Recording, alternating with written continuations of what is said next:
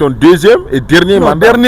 Dernier mandat, là, ça revient au président de la République de s'exprimer. Et non, mais moi, Morlaye qui combattait le professeur Alpha Condé ici, parce que selon lui, il faisait troisième mandat. Maintenant, toi, tu refuses de dire... attendez, écoute, vous refusez de reconnaître que le président Embalo, c'est son deuxième et dernier mandat, selon la Constitution. Le président... Non, mais la Constitution dit que c'est 2 mandats. Cette Constitution actuelle donne au président 1 et 2 mandats. Limité. Maintenant, de dire dernier mandat, son dernier mandat, mais ça ne me revient pas. Je ne suis pas bien, je ne suis pas bien placé. Vous êtes républicain. Non. Restons dans l'esprit et la lettre de la Constitution. Parlons à présent de l'actualité qui prédomine du côté de la Guinée-Bissau. On sait que vous êtes très proche du président Embalo. Il sera candidat. Mais pour beaucoup, il avait dit qu'il ne serait pas candidat. Hein. Pourquoi il a changé de parole? Comme vous le savez, le président Umaru Sissoco Embalo, c'est la lune de la Guinée-Bissau. C'est la locomotive en fait. S'il ne sera pas candidat, qui sera candidat en Guinée-Bissau? Et donc, il avait décidé de ne pas être candidat à travers le conseil de la première dame. C'est sa femme qui a dit de ne pas être candidat. Oui, mais dès que le président a fait cette annonce, il fallait voir la devanture du palais de la République. Donc tout le monde est sorti, la population est sortie pour exprimer leur désarroi par rapport à cette annonce du président de la République.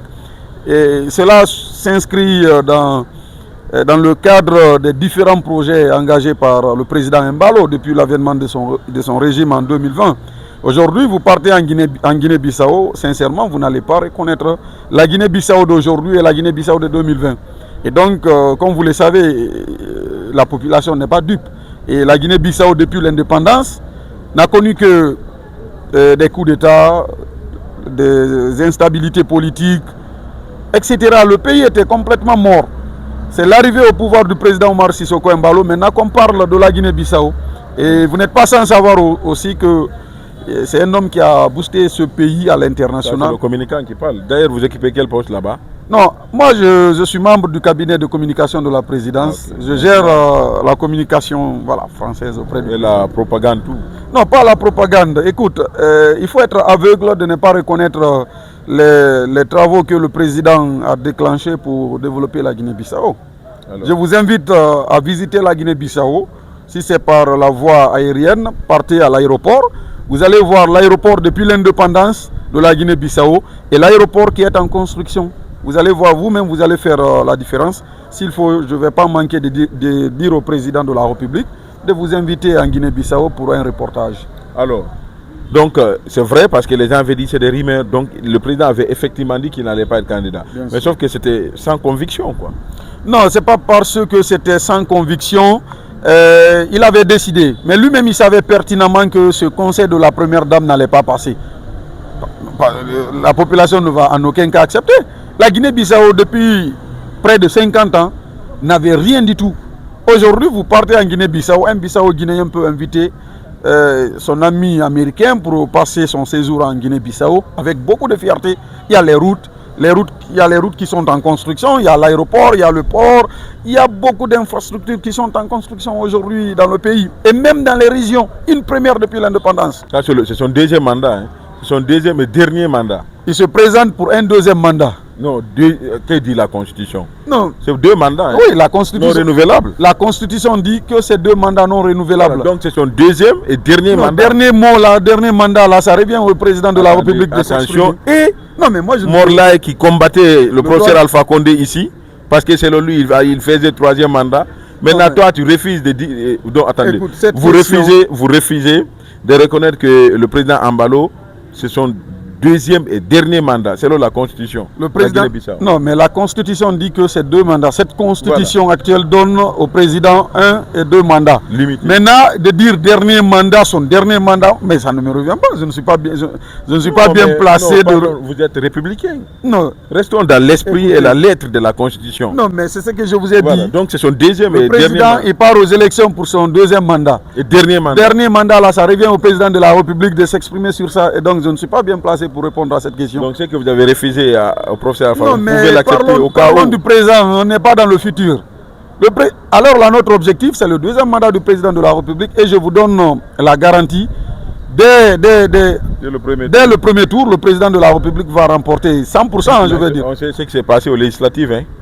Non, mais écoutez, je vous explique, hein, par rapport aux élections législatives. Le parti présidentiel a connu un échec. Le parti présidentiel, je vais vous dire. Le président, il s'est mis hors du jeu. Il a laissé le parti faire le travail pour voir si le parti sera capable de remporter les élections. Et le président Embalo, regarde, vous-même vous allez voir. Son parti n'est pas fort à lui. Hein. Non, mais donc il n'y a pas une institution politique derrière lui. Non, mais si. Écoutez, mais si la personne du président n'était pas présente, et donc la population a décidé que le PAGC va remporter, cela vous prouve à suffisance que le président Embalo est un démocrate. Il a accepté. Mais un démocrate maintenant, qu'est-ce qui a suivi derrière? Voilà, ce qui a suivi derrière, il y a juste 3 mois de gestion par le parti adverse, le parti qui a remporté les élections. Oui, ils ont détourné un montant de 6 milliards. Non, mais ça existe. Ça c'est selon vous? Non, pas selon nous. Les dossiers existent. Ça existe. Donc à cause de ça, il a procédé à la dissolution de l'Assemblée nationale. Oui, mais par exemple, le ministre, il y a quelques personnes qui sont impliquées dans le détournement de 6 milliards de francs CFA, à peu près, voilà, ou plus de 10 millions d'euros. Si la justice interpelle ces personnes et que voilà, il y a un groupe qui ordonne la libération de ces gens, il y a eu des tirs, donc une manière de déstabiliser le régime, la Constitution donne le feu vert au président de la République de dissoudre le Parlement. Merci beaucoup, monsieur. Merci, c'est moi qui vous remercie et j'espère bien vous inviter en Guinée-Bissau, vous allez voir, sans le mirage, vous allez voir ce qui se passe réellement en Guinée-Bissau. Merci beaucoup. Merci.